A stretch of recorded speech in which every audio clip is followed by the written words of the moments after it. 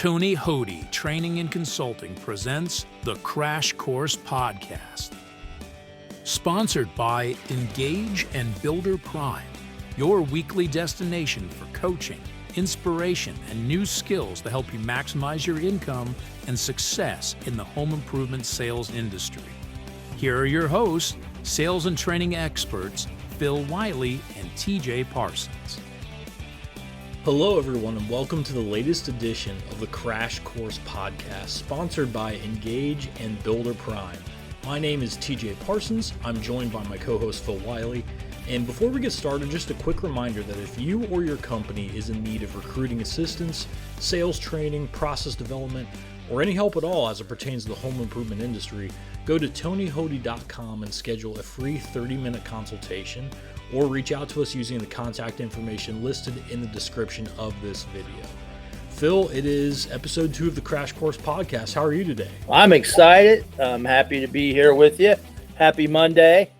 The weather is beautiful outside, and the fairs are starting up, and football's actually only a week and a half away from the Hall of Fame game, and getting a lot of good feedback from our friends and in the field about sales and how busy everybody is. So very excited to be here with everybody today. And we want to take a minute to thank everyone for the wonderful feedback that we got after the first episode. We want to keep delivering as much powerful and impactful content as we can. So anything we can do to help you, we're glad to do it. Yeah, and real quick, TJ, before you get started, we did have a lot of questions after some of the looking at some of the feedback. And one of the questions that we got last week was, how does a home improvement company find the shows and events that are going to be in their area? And I thought maybe you might want to touch on that real quick. Well, I know we had our own little secret weapon, which was a little company named Cutco. They actually had a list of all of their events on their website. And a lot of those events kind of interlapped and intersected with the events that we would run. So we would actually just go on their website and look at the full catalog of shows that they were going to be attending. And then we had to do a little bit of digging as far as deciding which shows made the most sense for us, which ones were going to have the biggest audiences. But that was a phenomenal place to start.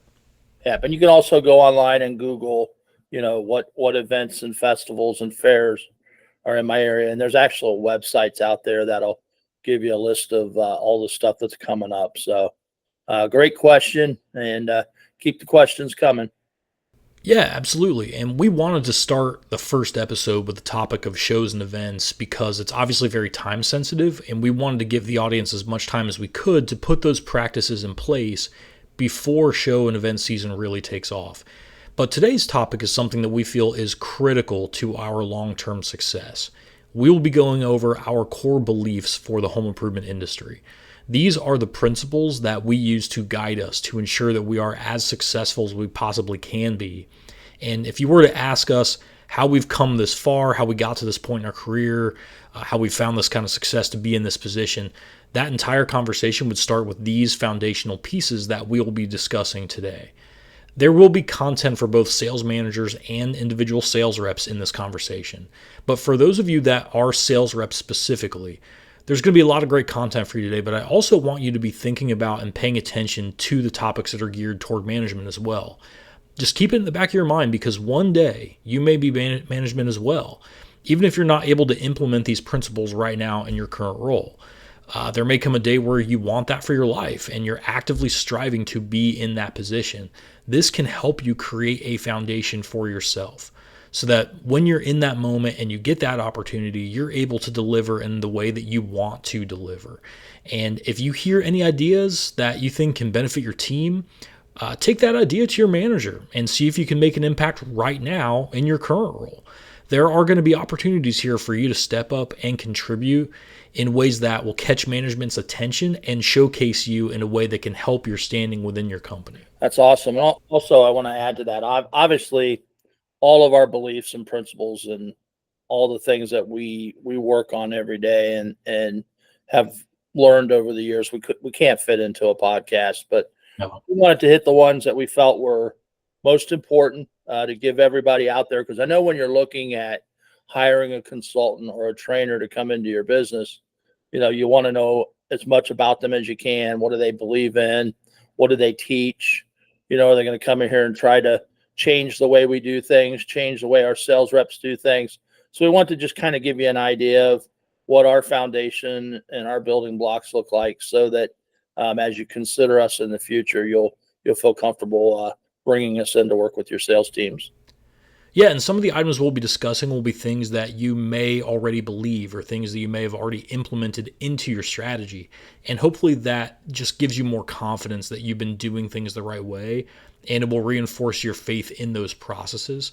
But some of the principles here may be new or things that you haven't had a chance to implement yet, but we think it's going to be powerful and effective from start to finish. But we want to kick everything off with the most important thing to us, the golden rule, which is culture is everything. If you saw my blog last week or the week before, I can't remember, but one of the things I talked about was the importance of culture and teamwork in a sales organization. And I talked about how, culture has to be organic.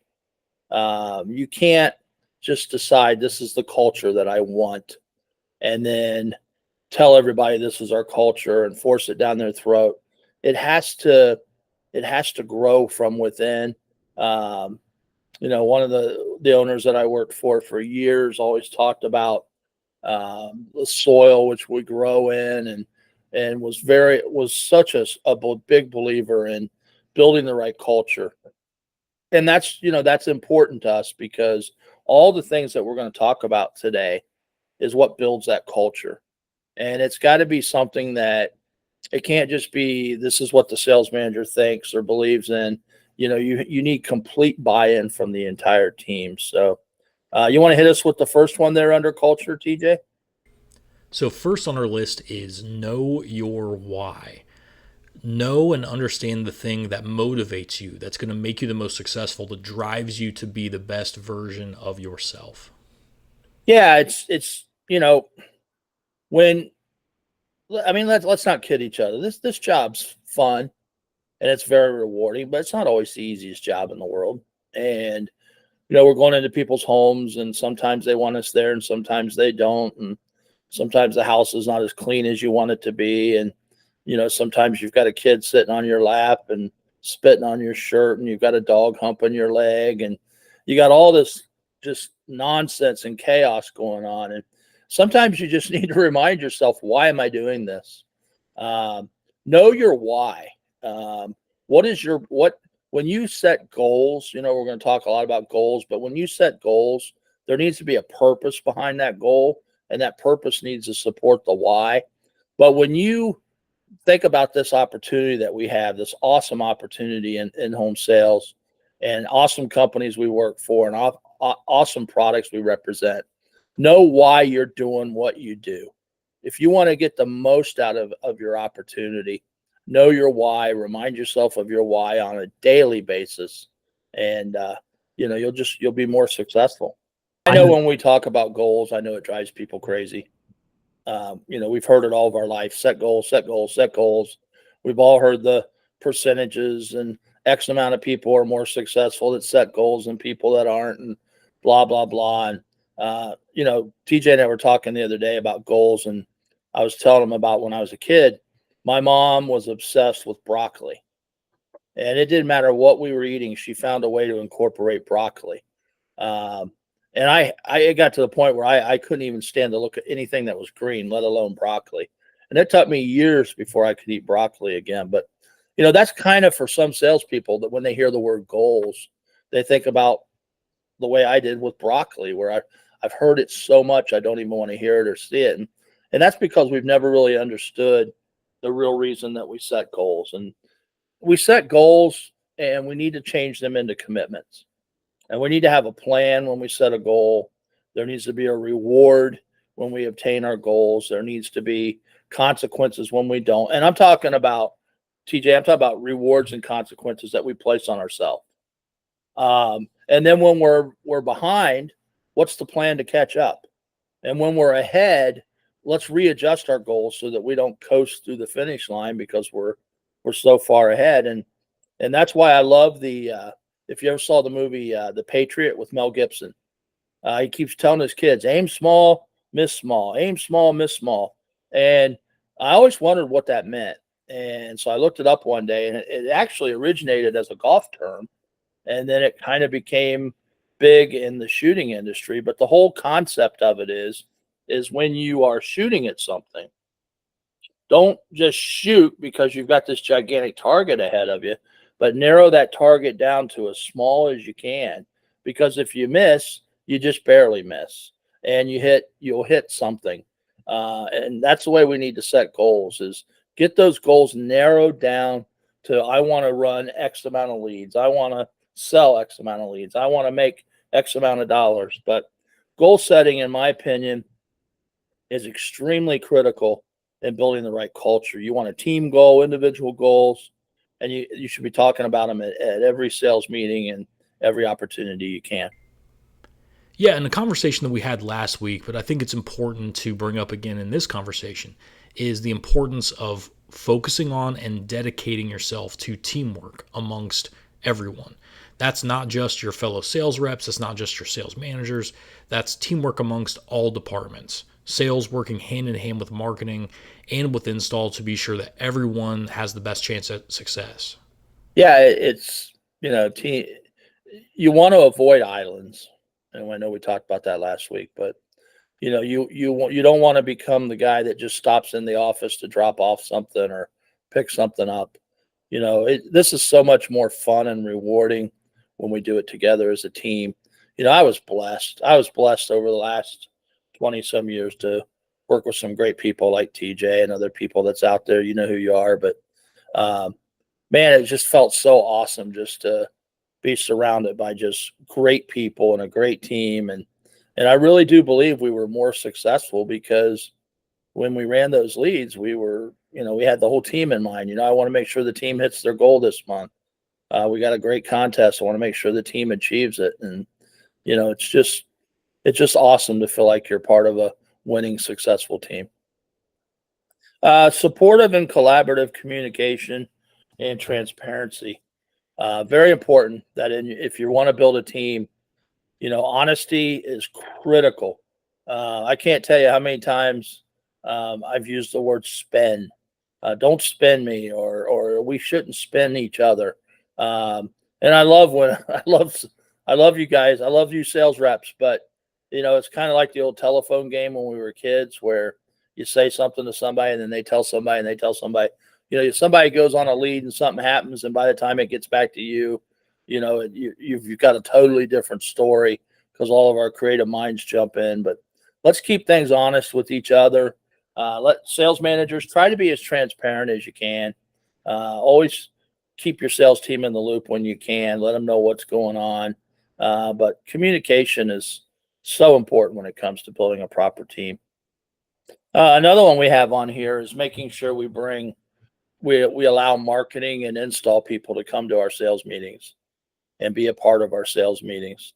And one of the things that TJ mentioned earlier about having the relationship with install, but having an install manager come to your monthly sales meeting and bring pictures with them, and talk about things they're seeing out in the field, things that we can do to make the customer happier, things that we can do to be more profitable, things that we can do to make more commission. It's very important that you incorporate these folks into your sales meetings, just for the growth of a sales rep. We can teach them so much in the initial training, but that ongoing training, bringing those install folks into the meetings, it's priceless. It's priceless. Yeah, absolutely. I could not agree more. But moving on to our second topic here, item number 2 on our list is mindset, controlling your mindset. And I think the kind of headline underneath that topic is no negativity allowed. And that just comes back to how you express yourself. We all go through the negative emotions. We all get frustrated when we get no-showed and one-legged, and we all feel that. But the way that you express yourself to your teammates, to your managers, making sure that you always come across as a positive influence to everyone else in the company is so important. Yeah, there's one of the hot sayings right now is if you know, right? Mm-hmm. Without getting into it, I'll just say buckets. We talked about buckets in the initial hire training.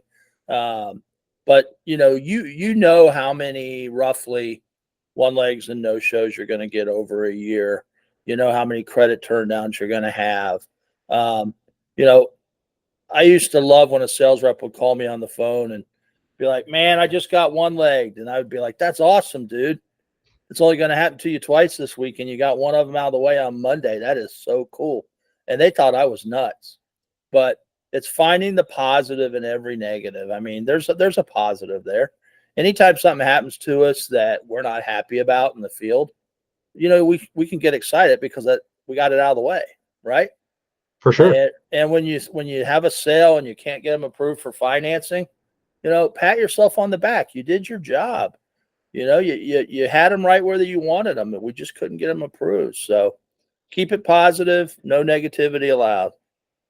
Excellent. And another portion of that that's really important is not just how you react to, one legs, no shows, credit turndowns, but it's also how you react in the home when you Yeah, first arrive and you're getting pushback from the customer about doing a presentation. right. And we've all been in that situation where, the homeowner says something like, "Hey, look, I don't have time to do this. I know the person on the phone said you'd be here for an hour, but I got 15 minutes." Yeah, Or, whatever. We've all dealt with that stuff. But the people that find the most success in this industry are the ones that have the right mindset that you are being paid to pitch. right, You are there to give a presentation, and the more presentations you give, the more deals you'll close. right. So you should always be in the mindset of, this person's giving me a ton of objections right now. That means when I get to the end and I try to close, their defenses are going to be down because they've already given up a lot of those defenses, right? So trying to fight to get into a demo is healthy for your wallet. It's healthy for your marketers' wallets. It's really important to give that extra effort to get into the home. Yeah, it's kind of like that movie Groundhog's Day with Bill Murray. It's like if we could run the same lead over and over and over again, it's amazing how many different outcomes we'd have based on our mindset. I'll give Right. you a perfect example. You get to a house and the homeowner tells you right up front, "Hey, if your windows are more than $600 a window, we're not interested. Don't waste your time." Now, somebody whose mindset is negative and they're not in the right place, it's like, here we go again, another wasted lead, another waste my time. Wonder who set this lead. But when you're in the right mindset, wow, this customer has already committed that they're buying windows and they're willing to spend up to $600 a window. I just got to show them why my window is worth another $400 or $500. What an awesome lead. Same lead, different outcome, all based on your mindset. So mindset is such an important part of what we talk about on a daily basis. Item number 3 on our list is recruiting, and specifically recruiting the right way. And I'm going to let Phil speak on that.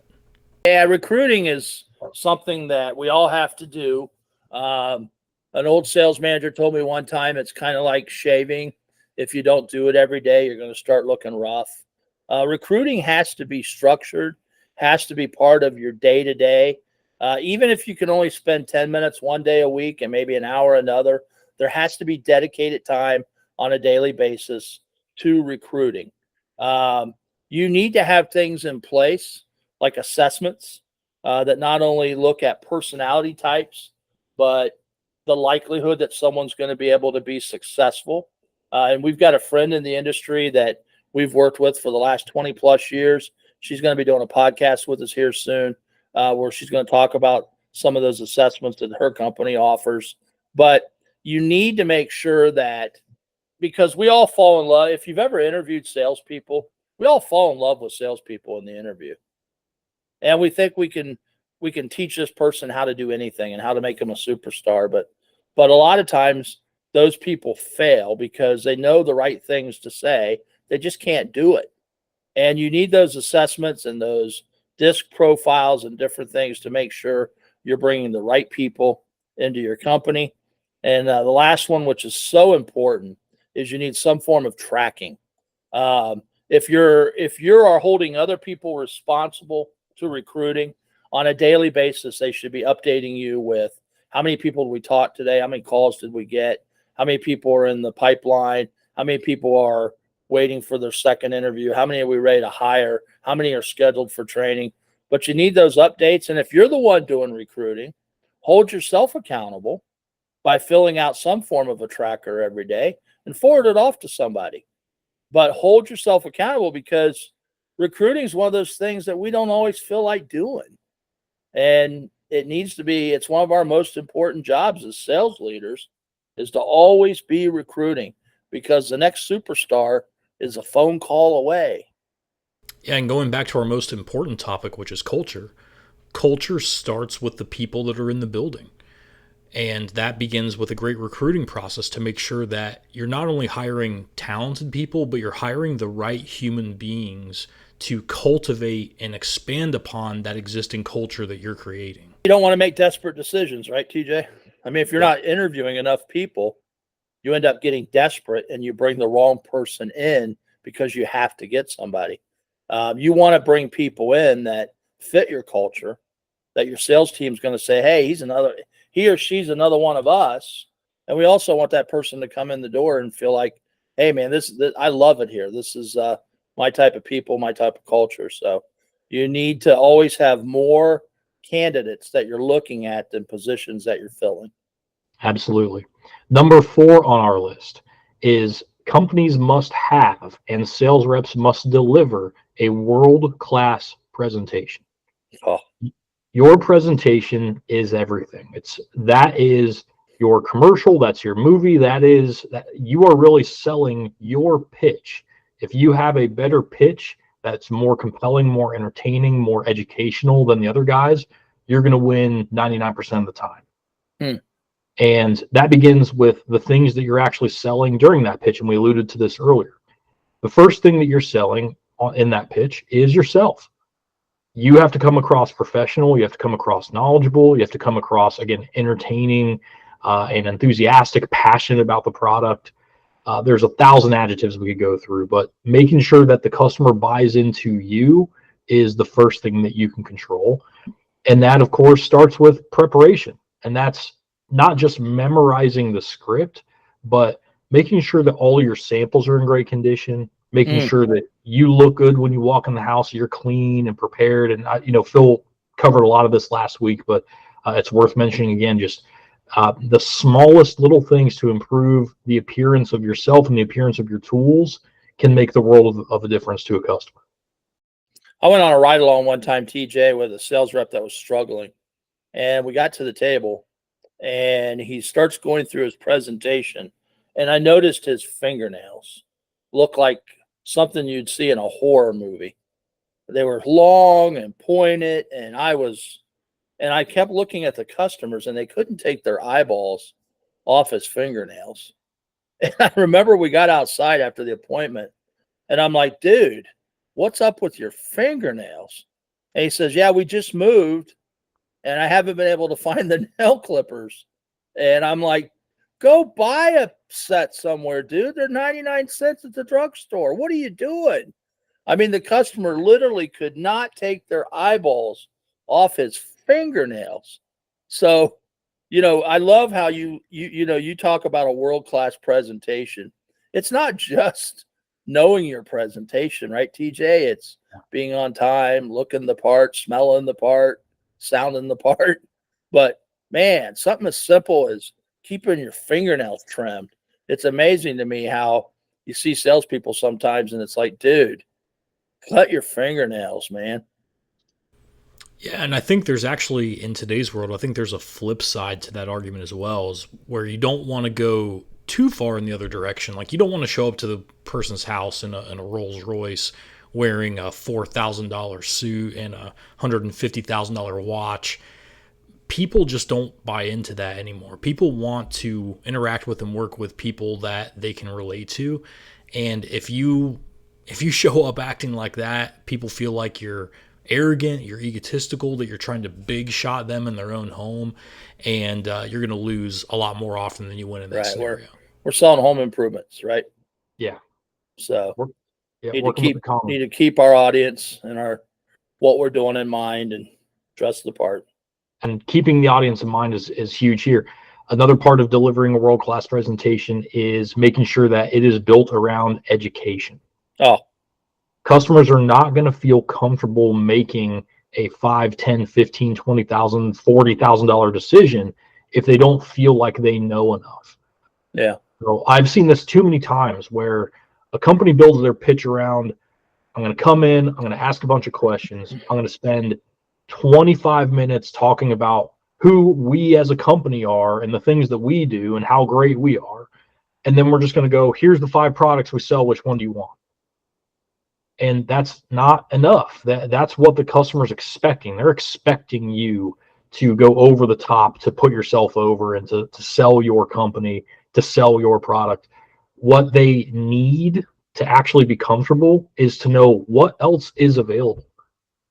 Why is your window better than the other windows when I've never seen any other windows on the market? Mm. And that's such a pivotal thing. I cannot stress that enough. Making sure that the customer feels like they have shopped around before the process is over is everything. Is it important that you're, as a salesperson, that you're also educated on what your competition sells?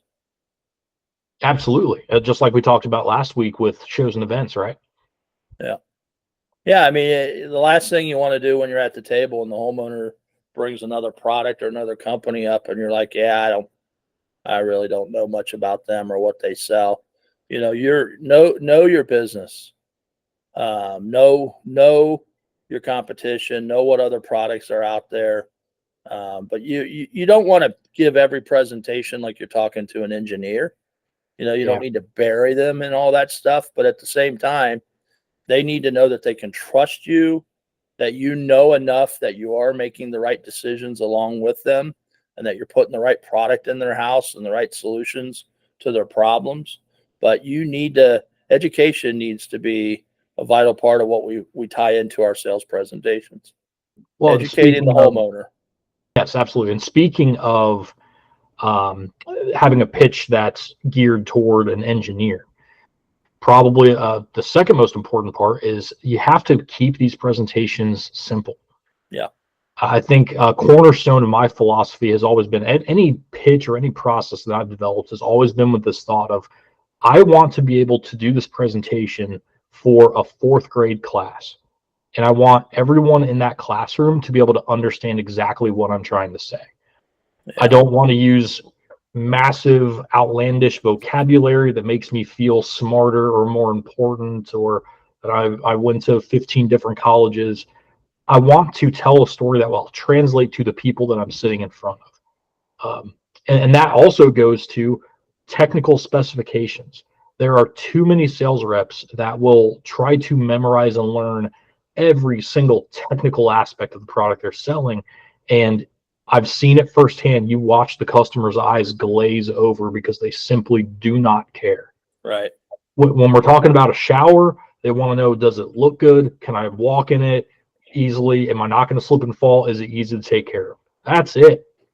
Right? We don't need to know the scientific method on how they found this material in a cave somewhere. We don't need all that information. Plus, we know how short attention spans are. So, Absolutely. give them a little bit of information and then get them talking and keep them involved. Yeah. And then, I'll let you wrap up with the button-up process because I know that's near and dear to your heart. Yeah, it's also important when you're delivering that world-class presentation. And we're going to do a podcast here soon on button up, and that's just making sure you protect your deal, making sure you take the time. If you're in an area that, I think it's everywhere, you have to provide at least a 3-day right to rescind. I know some of you have much more days. Imagine that, folks that don't have a 3-day. I know there's companies out there that have to deal with a 21-day. But make sure that you have a general idea what your commission is that you just earned. I always told my sales reps, imagine that money sitting on the table and it's yours, but you have to come back and get it in 3 days. What do I need to talk about with this homeowner before I go to make sure that when I come back in 3 days, that money's still sitting there? Because you can go out and give the best world-class presentations under the sun. But if you don't take the time to button that thing up properly before you leave, and you have a high cancellation rate, I mean, I obviously we can't see everybody watching this podcast, but you know who you are. If you ever gotten a cancellation and it just broke your heart and it messed you up mentally for 2 or 3 days, and you missed another sale because you were wounded from that cancellation, it hurts. So take your time, practice, role play your button up process. It is a process. It does need to be systematic, needs to be followed, and we'll get it out on a podcast here soon, so that we can help you button up your sales better. Excellent. TJ, training. Let's talk about training. Training's near and dear to your heart. I mean, even when you were a sales rep, I always came into your office and you were always in a training room when you weren't on a lead working with other sales reps. And I know that that's something that, if I was to ask you what your dream job is in the entire world, it'd be training salespeople how to give world-class presentations. So why don't you kick off training? Absolutely. And I think a major part of that is there's really kind of two different avenues. There's ongoing training that you do with your company, with your teammates at the office. And then there's training that you get from outside sources, whether that be books or podcasts or something like that, but just continuing to learn. I've seen this happen too many times with sales reps where they come in, they start off hot, and they might have a month or two of strong success, and then their numbers start to plummet. They hit a wall. Yeah, they hit that rookie wall. And that's because they went from practicing and training every single day and to the point where they found success. And then now that they found success, they go, okay, I got it. I'm good. Got it. I can take my foot off the gas pedal. And, we talk about this all the time that, Steph Curry, probably the greatest shooter in NBA history. He shoots 1,000 free throws a day. He's probably been in the league for 12, 13 years at this point, right? But still, every single day, he's shooting 1,000 shots.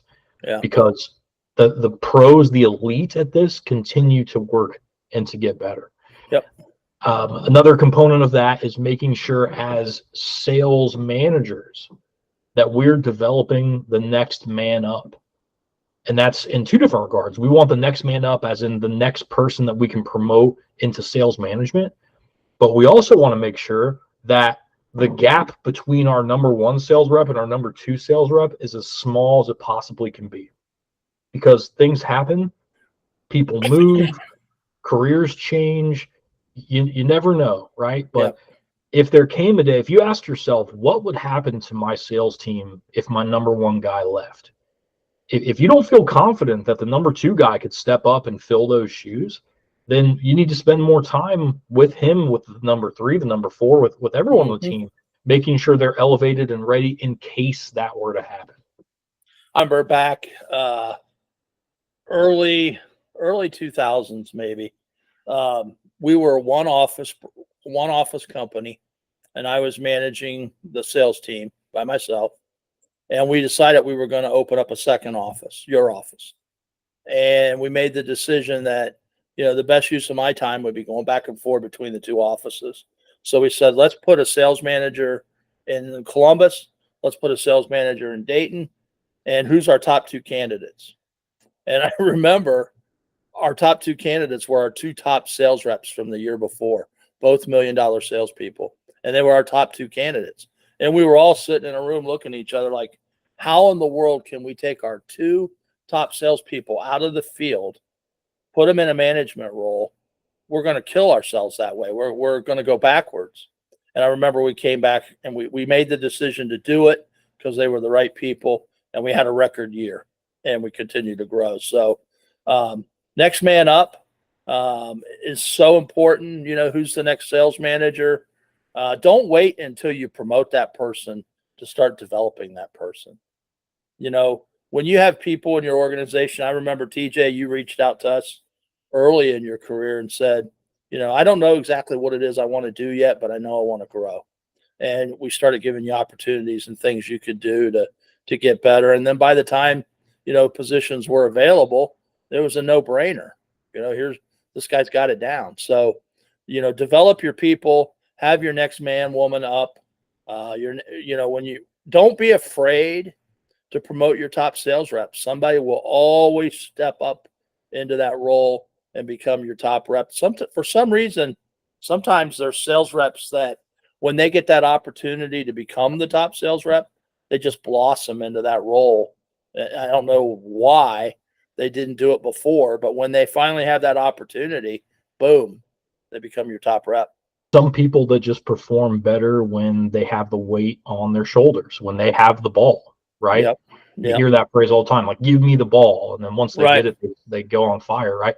And to piggyback onto that, I also think it's important to say when the time comes to promote for management, just because they're your top salesperson does not mean they're the right fit to be the manager either. Right. That is, man, I'd say probably the biggest mistake that I've seen companies make when it comes to promoting people is they just assume that this person can sell. That means he can lead. And those are two completely different skill sets. It really takes two different, mental personality types to be able to do that. Yeah. And I think it's so important to make sure you diagnose, out of everyone that's on my team, who are my good performers, the ones that we can trust, that are 100% on the system. Yeah. That's important. They're successful, but also on the system. Yeah, golf coaches is a perfect example of that, right?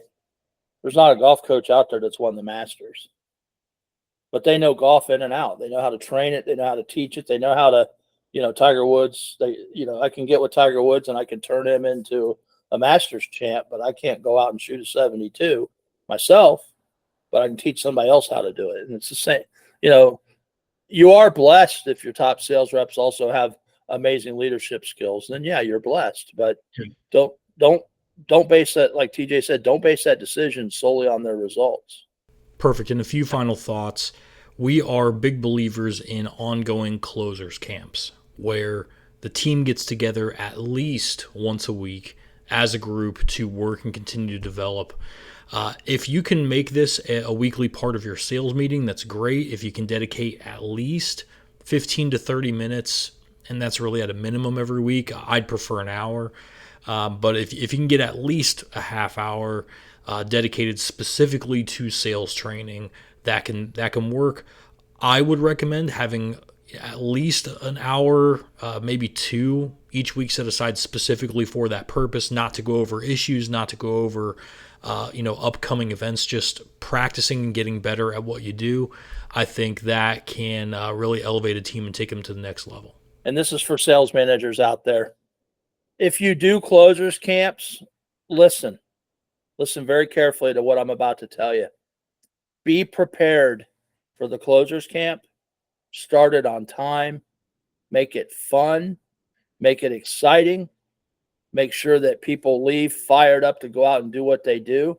Because if you don't start these things on time and you're not prepared and it's boring, then all of a sudden coming to closers camp feels like a penalty, a punishment for not doing good in the field, and you won't get anywhere with it. Sales reps need to be fired up when they leave a closers camp.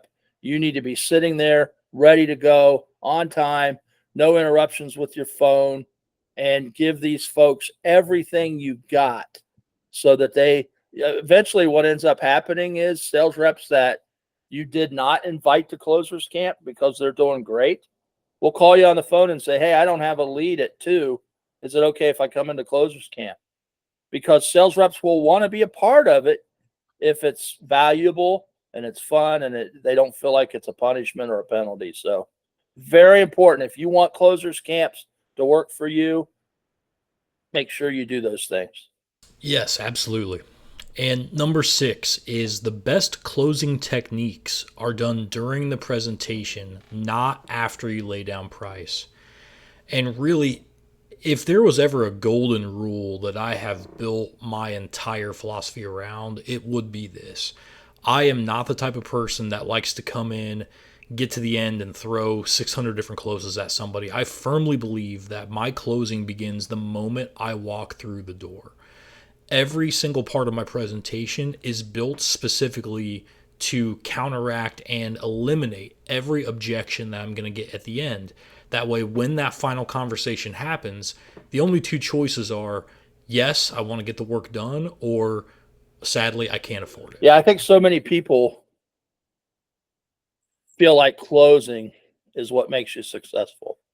And we spend a lot of time teaching closes. I know we do, but that's such a small part of your business. The bulk of your business, should come after you give a world-class presentation. The only thing that makes sense should be to move forward. Learning closes and those types of things should be what helps you get those couple extra deals a month that you were missing out on. Yeah, the cornerstone of that philosophy is something that we call objection blocking, which I think is a big key to the success that we found. We actually got into an office one day, and what we did is we plotted out every possible objection that a sales rep could get at the end of their presentation. And it wasn't just standard objections, it was also circumstantial things, and it was reactions to how the pitch went, like even crazy things like your pitch was too boring, right? So we wanted to come up with any possible reason that someone might say no, not just the reasons they might tell you. So once we did this, we then looked through every single item on that list and asked ourselves, do we have an answer for this inside our pitch? Do we have a place in our presentation where we actively eliminate this problem? And it took a while to go through that process, and it took a while to find the right verbiage or the right anecdote or even just the right placing of where to put that into the pitch and have it sound natural and not forced. It's a very delicate process, but once we were able to go through that process and get all of those implemented into our pitch, we saw immediate results. I think any sales team, any organization that can do the same thing, you will find immediate success once everything is plotted out that way. Trial closes, tie downs, also very important, making sure that as you complete certain parts of your presentation, the homeowner agrees. Always leave time for feedback, ask questions. And you need to learn how to layer your tie downs. Let's say you're Yeah. wrapping up your company story and you say, putting product and price aside, is ABC Remodeling a company you feel you can trust to do a great install for you and take care of your new swimming pool for the rest of your life? And they say yes. And you say, you don't just want to move on. John and Mary, let me ask you a question. What was it about my company that really stood out to you?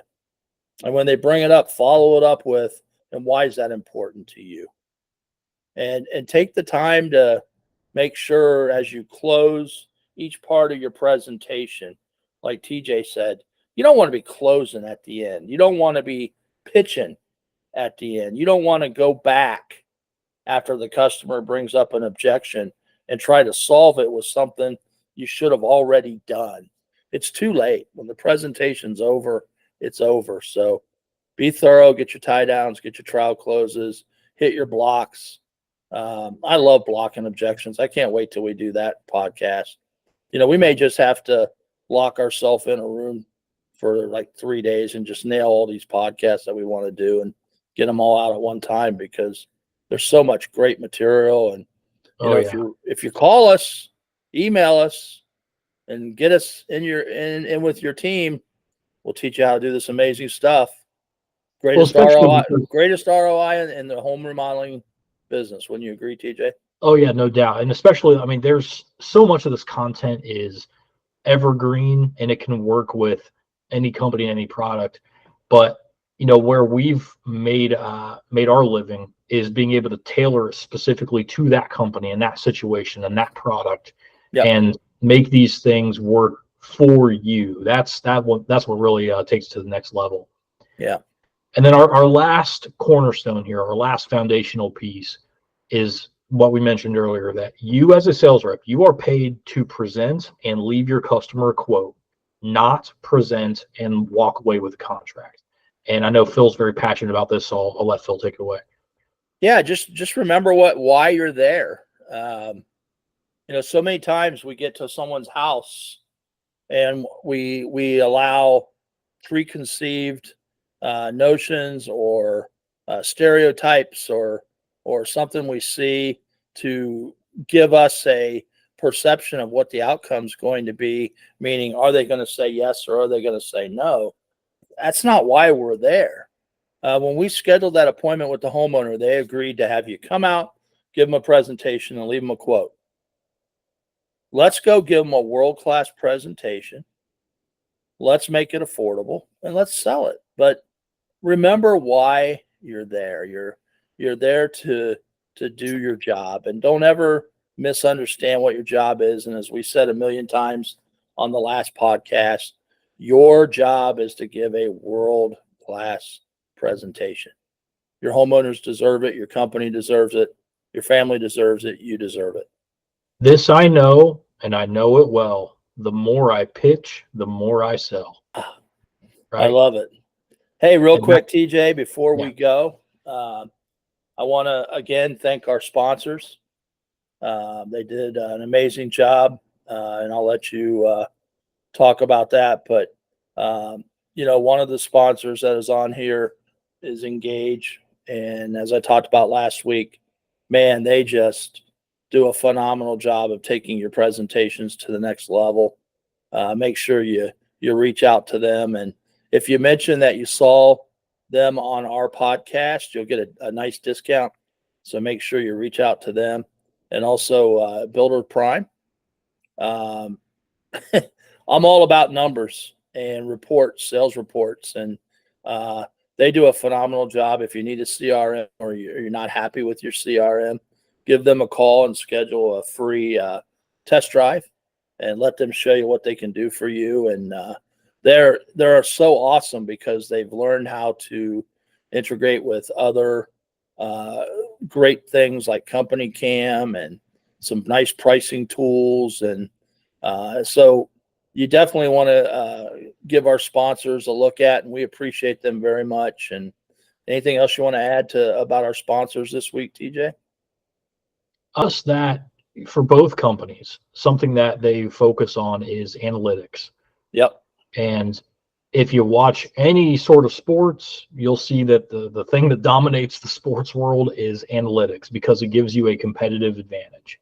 Yep. And both of these companies specialize exactly in that. Engage will give you the analytics for what your sales reps are doing during their presentation. Where are they spending the most time? Where are your top performers spending the most time during their presentations? Where are your reps that are struggling, spending the least amount of time? Where do they need to improve?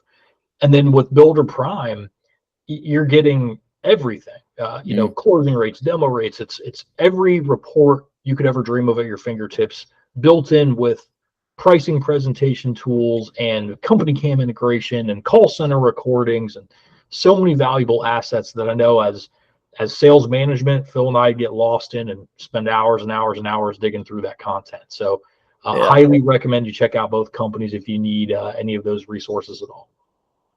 Well, TJ, I'll let you shut us down, but I want to thank you for you put this podcast together, and you did a phenomenal job with the content. And if you're watching us, Grant, keep charging, brother.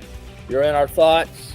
I don't know why you've been on my mind so much the last few days, but you've been on my mind. We love you. We're praying for you. Stay strong, and we'll talk soon. Miss you and love you, brother. And thank you for everyone who joined us today. Feel free to reach out anytime, whether it's TonyHody.com or in our contact links inside the description in this video. But we hope you have a wonderful week, and we'll be back again next Wednesday with some more great content. Go sell something. And if you or your business is in need of training, recruiting, process development, or consulting, you can contact us here at Tony Hody Training Consulting by visiting TonyHody.com. Click the Contact tab and enter your information for a free consultation to see how we can help you grow your business. Tony Hody Training Consulting, teaching ordinary people how to do extraordinary things.